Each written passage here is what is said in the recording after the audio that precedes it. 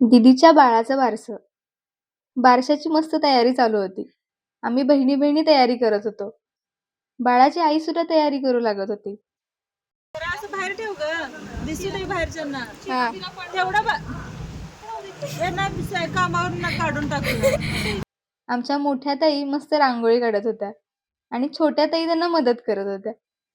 मग मी पण जरासा हातभार लावला.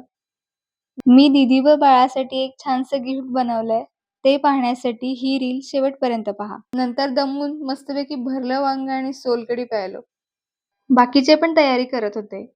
पेढे व घुगऱ्यांचे पॅकेट्स तयार करून ठेवले होते. मग छान आवरून कार्यक्रमासाठी गेलो.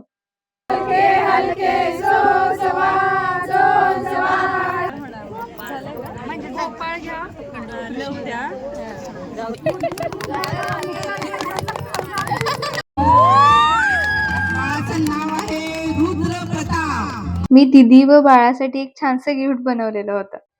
बाळासाठी एक छानसं दुपटं आणि त्यावर हाताने कॅलिग्राफी केलेली आणि हे दीदीसाठी छोटंसं पत्र. डिअर नम्रताकडून डिअर राधिकास पत्र.